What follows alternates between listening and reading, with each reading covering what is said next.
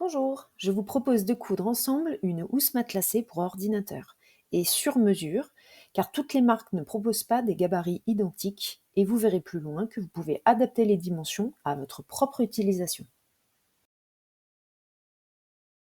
Je vous invite à consulter notre tuto sur le blog de l'Atelier de la création. Vous y apprendrez à calculer et tracer le gabarit des faces de la housse. Je vous donne ici quelques astuces supplémentaires. Dans la méthode, je vous parle de dimensions à calculer. D1 correspond à la largeur de votre ordinateur au plus large. Comme c'est du sur-mesure, ici je calcule dans mes dimensions mes connectiques Bluetooth car je ne veux pas les enlever à chaque fois que je range l'ordinateur. D2 correspond à l'épaisseur. Attention de bien calculer au plus large. Ici par exemple, j'ai un petit pied qui rajoute quelques millimètres. Et enfin, D3 correspond à la hauteur. Encore une fois, calculez au plus large. Ainsi, en suivant notre tuto, vous pourrez tracer le gabarit de vos faces. Vous le couperez 2 fois dans le tissu extérieur, 2 fois dans la doublure et 4 fois dans votre molleton. Ici, j'utilise un molleton thermocollant plus facile pour matelassé, mais vous pouvez également utiliser du molleton à coudre. Concernant les petits embouts de zip, ils donnent une finition propre et viennent prolonger votre zip. Vous aurez besoin de 4 embouts de 7 cm fois la largeur de votre zip.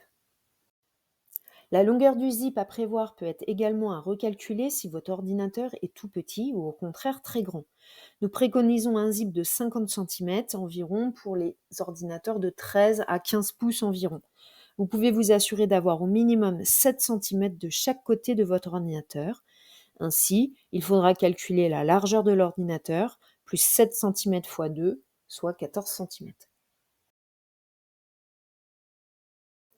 L'étape du matelassage des faces devant et dos ainsi que des doublures n'est pas une étape facultative.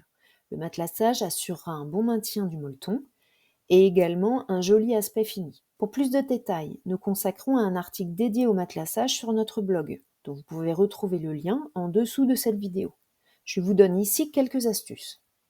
Je pose le molleton thermocollant en plaçant le côté rugueux contre l'envers du tissu et je thermocolle au fer avec une pâte mouille. Puis on vient matelasser les faces avec des lignes au choix horizontales, verticales ou diagonales. Ici, j'utilise une règle japonaise et un stylo à encre effaçable au fer. Et je commence par la ligne du milieu, puis je viens tracer toutes mes lignes à intervalles réguliers. Puis piquer.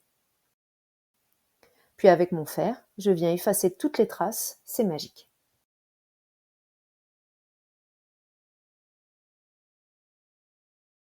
Et si besoin, vous pourrez recouper les petits surplus de molleton sur toutes les faces. Si vous le souhaitez, vous pouvez coudre une petite étiquette textile pour customiser votre pochette. Comme vu précédemment, les embouts permettent une jolie finition et prolongent le zip pour vous aider à l'assemblage final. Vous avez donc 4 embouts de la largeur du zip. Vous venez les assembler endroit contre endroit aux extrémités de votre fermeture et piquer à 1 cm. Puis ouvrir et repiquer à 2 mm. Attention, si vous utilisez un zipomètre comme ici, à bien insérer le curseur avant, et si vous utilisez un zip non séparable, à ne pas piquer sur les petits embouts en fer. Pour coudre le zip, vous allez au préalable marquer les milieux des zips et de vos faces, et venir arrondir très légèrement les angles du haut sur vos 4 faces, tissu extérieur et doublure.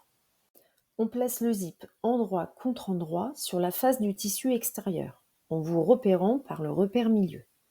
Puis on vient épingler tout le zip, ainsi que les embouts. Pour l'arrondi, vous devrez cranter légèrement la partie sur l'angle, et ainsi vous pourrez épingler très facilement. Puis on pique avec un pied machine spécial zip tout au long. Quand cette étape est réalisée, on coud la doublure. On la place endroit contre endroit au tissu extérieur, en plaçant d'abord le repère milieu. On épingle et on pique. Moi, je retourne et je préfère piquer dans la piqûre réalisée précédemment. La première face est cousue. Il vaut mieux vérifier les angles. Si on voit l'écran fait sur le zip, c'est qu'on a cousu trop loin. On recommence en décalant l'aiguille de la machine de quelques millimètres. On recommence de l'autre côté de la même manière. Tissu extérieur, endroit contre endroit du zip. On épingle les repères milieu. On crante les zips au niveau des arrondis. On épingle bien et on pique d'un embout à l'autre. Pour fixer la doublure, on retourne son travail et on pose la doublure de façon à être endroit contre l'endroit du tissu extérieur correspondant. C'est-à-dire que pour vérifier, on soulève le tout, le tissu extérieur est tout en dessous.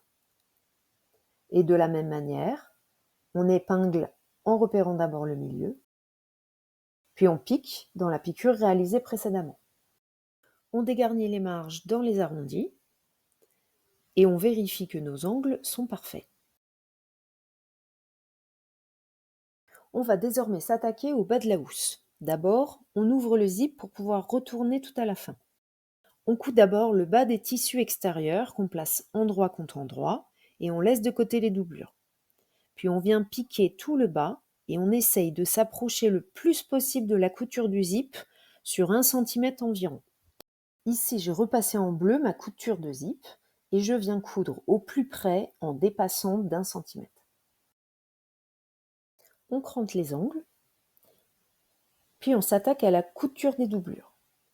Je les place endroit contre endroit et on va coudre tout le bas de la même manière.